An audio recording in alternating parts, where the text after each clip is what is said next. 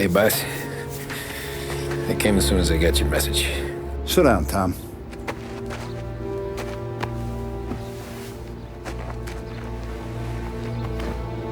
We have a mole, Tom. No. Who? I was up all night driving myself nuts trying to figure it out. I started thinking maybe it's one of our guys. We aren't paying his fair share. Someone with a light wallet. Maybe looking to Morello for a new suit. Frank wasn't around, so I went to the safe to get the account books. To see who's getting cents on the dollar he's earned. What do you know? The books are gone, Tom. Frank. More than 50 years I've known him. Everything I have, I got with Frank.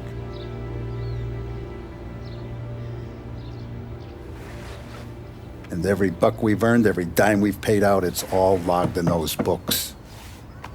Frank hands those over to the feds, we're finished. Frank respects one person in this whole town, and that's you. This has got to be some kind of misunderstanding. I've been calling him all day. I went by his place. He's gone. His wife and kid are gone. But why? I don't know. I'm sure he has his reasons.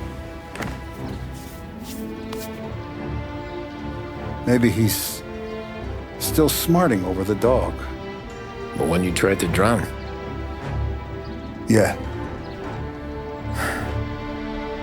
Same one I shot after he wouldn't let me sink her. I was a stupid kid, Tommy. But grudge or no grudge, we gotta get those books back. Shake down all our stories. See who knows what. When you catch up to Frank, you get those books. And if he doesn't have them on him, you make him tell you where to find them. After that, you do what we gotta do.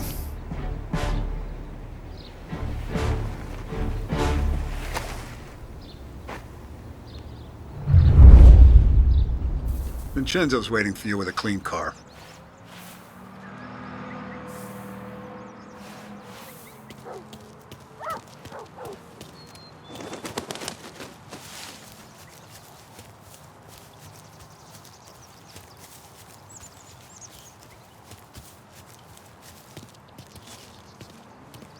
Tough day today, Tom. We gotta keep a lid on this town. Start with Biff. Don't give him nothing. I got you a clean set of wheels. And something special here, if you want it.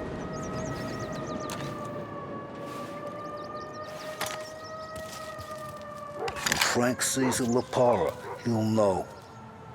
The old ways work. You gotta get those books back before the feds use them against us.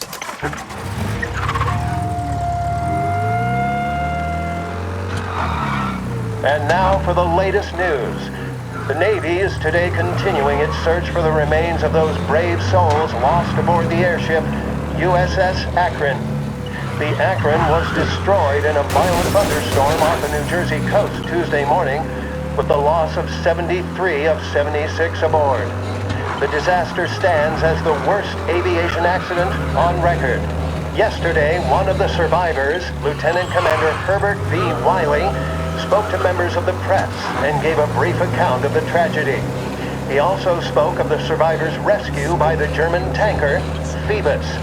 President Roosevelt has described the loss of the Akron as a national disaster and said that he grieves with the wives and families of those lost and the nation. We will bring you more on the disaster and the Navy's search as we receive it. Thank you for listening. We return now to our scheduled program.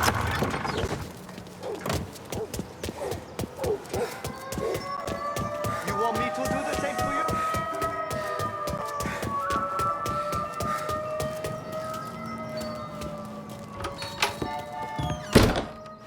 Tommy, what's the rumpus?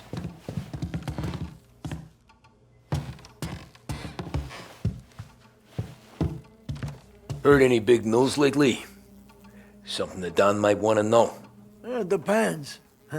What's it worth to you? $20. How about 40? All right, spill. The FBI's in town. They're getting something from Morello, but I don't know what. How'd you hear? Little Tony got some guy drunk in the Black Cat and drove him home. Heard a bunch of stuff, so he's the guy you want to see. Okay. Thanks. Always a pleasure, Tommy.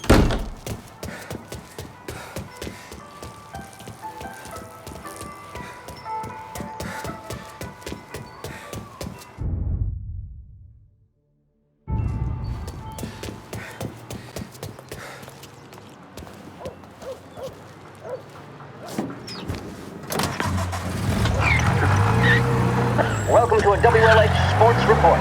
There's a sense of anticipation as we await the start of the big game.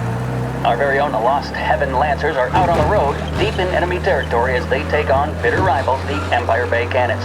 This year's Gold Series is shaping up to be one of the best on record, with both teams matching one another blow for blow. Despite the Cannons' home field advantage and an early lead in the series, the Lancers have bounced back and have really taken their rival.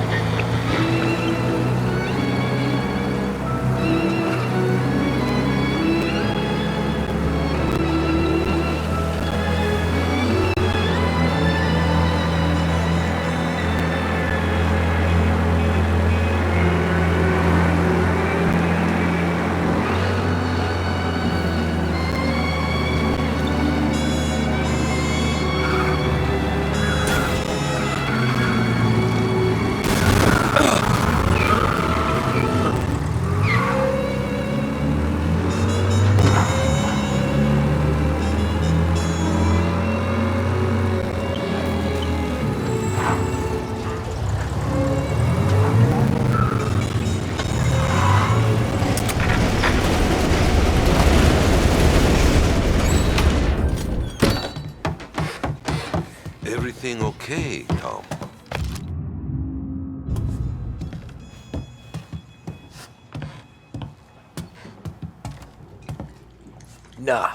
Nah, it's not. What's this about the guy you drove home who's with the feds? He came in for a drink, which turned into 10. He's hired muscle for some kind of safe house. Where? Oak Hill, corner of Pine. He gave me $10 to drive him back and keep my mouth shut. Let on that Councilor Gilatti's brokered some kind of deal between Morello and the FBI. They were all ready to sit tight on someone in there. Why the hell didn't you tell us? Tom, I did. I came in to see Frank straight away. He didn't tell the Don? No, he didn't. Tom, what's going on?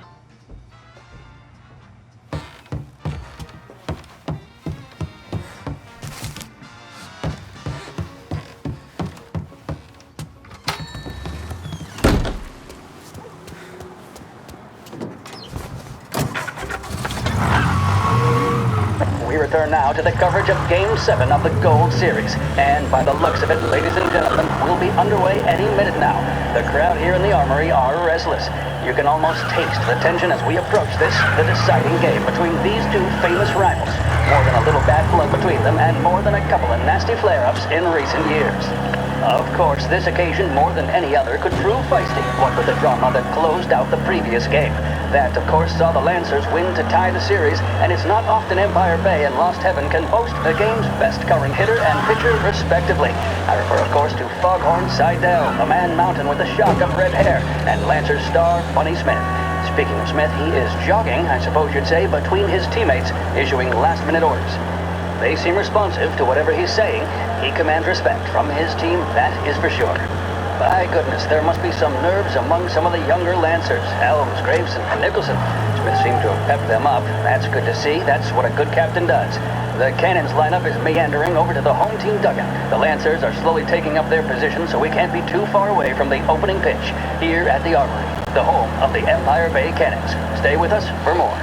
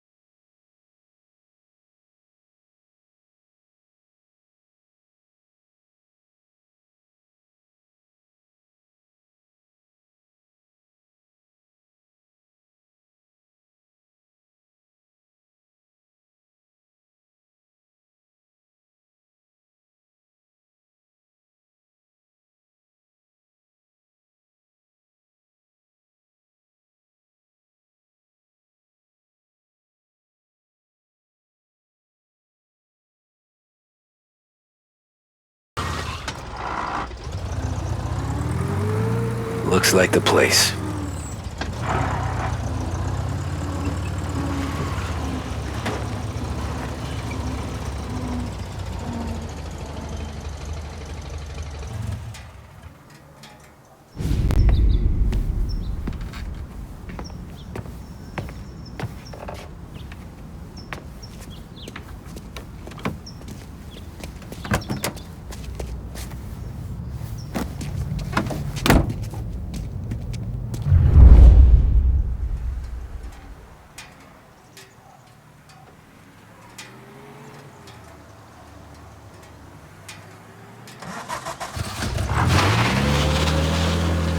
Take me to those account books, Frank.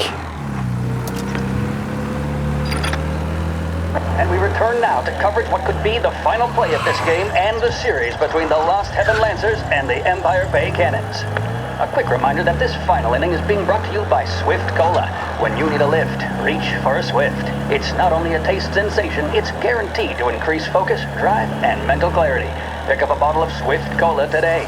And as we are coming to a close, let me thank today's other sponsors, Big Break Cigarettes and Lost Heaven Courier.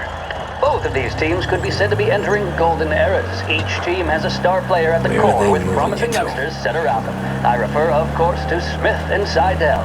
The Cannons have had several such golden periods. The Lancers, it's fair to say, have not. I can see Lancers manager Frankie Hodge prowling in front of the dugout, gesticulating. He seems animated, to say the least.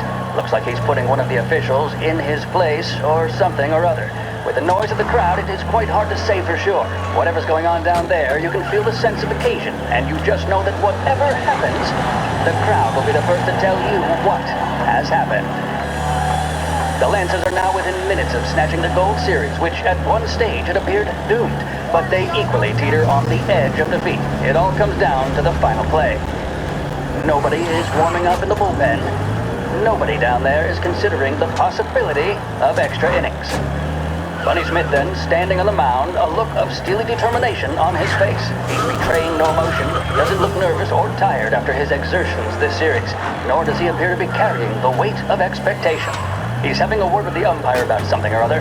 Gotta be some kind of meat habit. 6'2", 195 pounds. If the Lancers are to win here today, he's going to write himself into the record books. And boy, oh boy, what that would mean to the people of Lost Heaven after such a long time without glory on the diamond. All right, they've sorted out whatever was going on. Here we go then. In for the Cannons, it's Paddy Doherty. Smith is pitching the game of his life, but Doherty's a big man.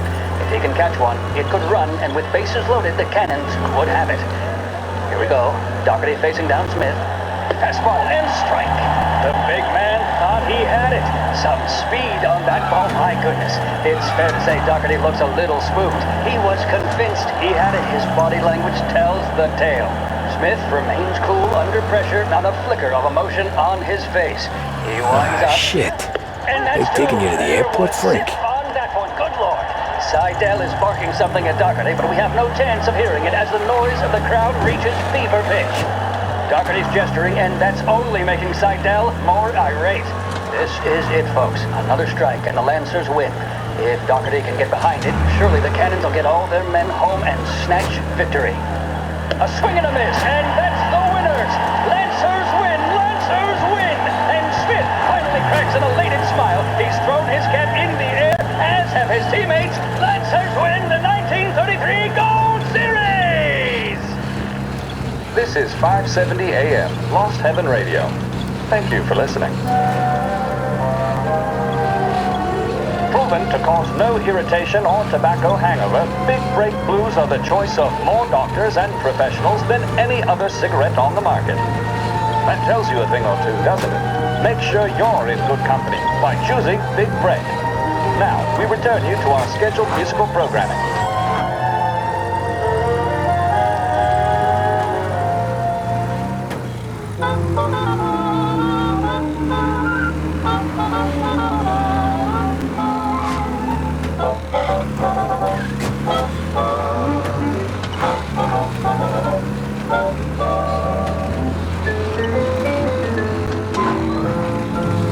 Christ, they're flying him out of state or something. Fuck, this ain't good.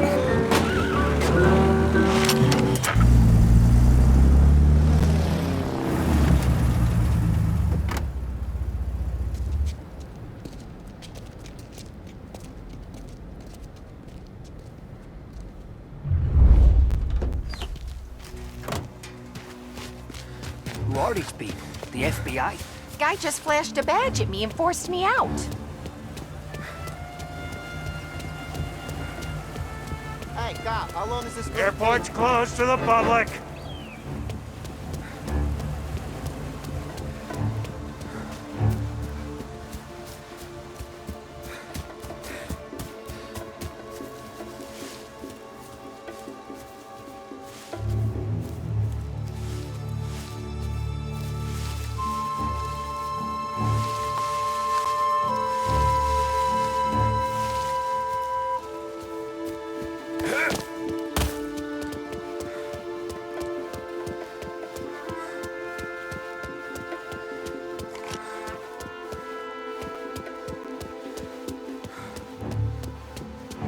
Anyone know what's going on?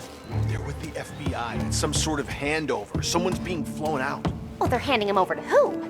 Those men with the plane looked like gangsters. How long till they're done? I'm due to fly. As soon as they fly their prisoner out, I guess. I don't know, a lot of these men don't look like cops.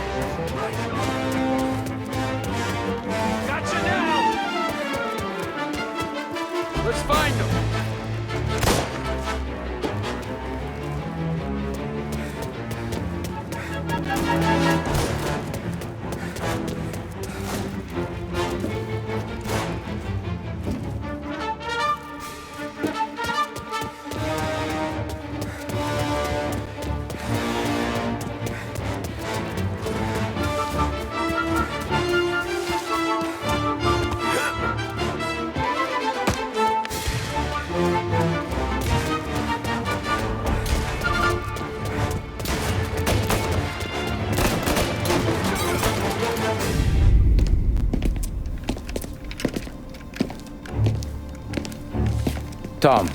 Frank. The Don sent me. I figured as much. I'm sorry it had to be you, Tommy. Anything you want me to tell him? I wish it could have shaken out better, but Morello finally came after me. It's okay. You can come out.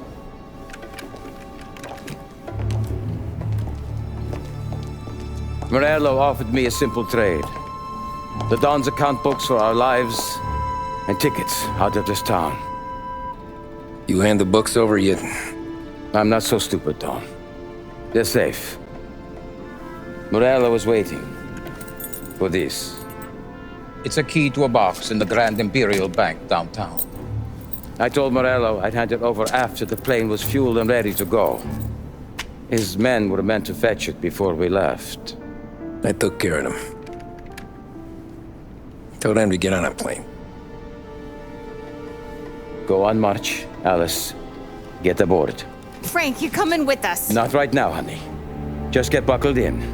Tommy and I, we have some serious business to discuss. But Frank... Get on the plane, March! For Alice. For me. Get on the goddamn plane, please.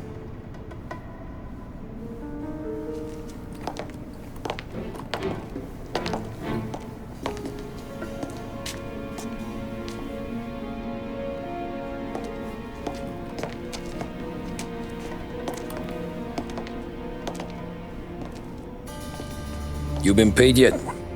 Yeah.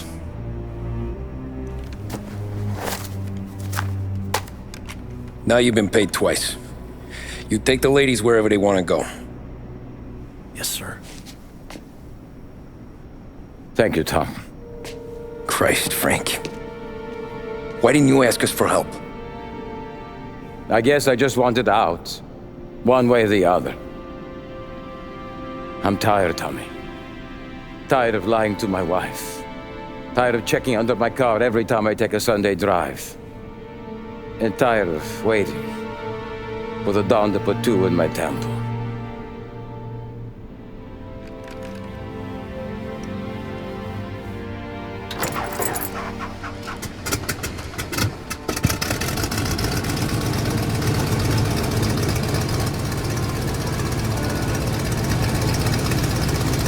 God damn you, Frank.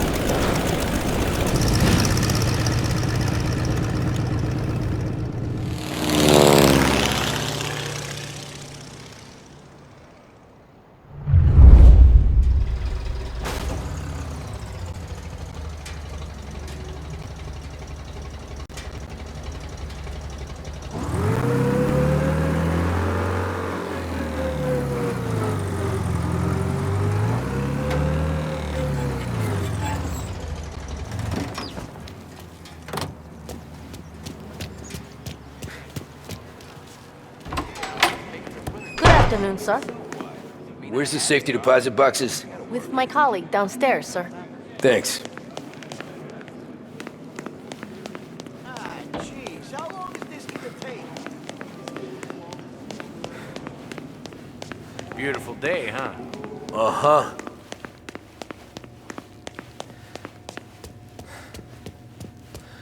Keeping out of trouble, I hope. I need to access the deposit boxes for Frank Coletti. Ah, yes, Mr. Angelo? Yeah. Mr. Coletti said it might be you who came, and to provide access. Please, follow me.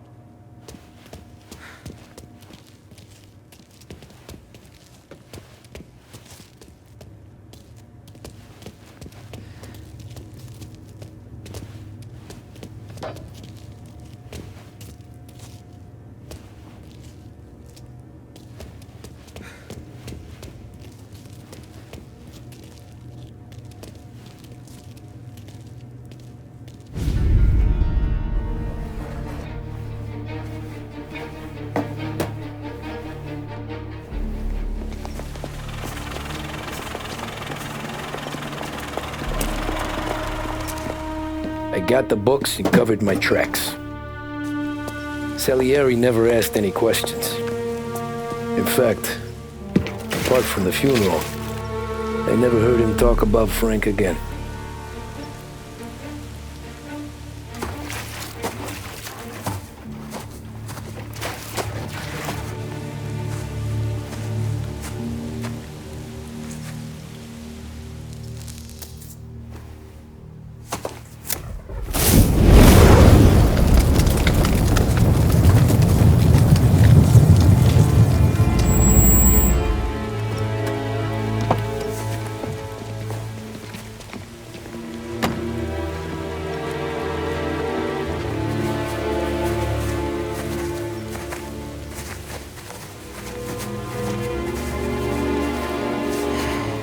You're making my boys twitchy, Marku.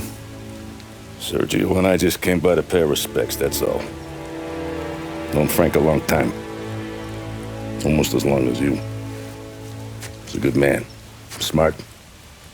Loyal. Loyal to his wife. His kid above all else. There must be some kind of honor in that in you. Maybe.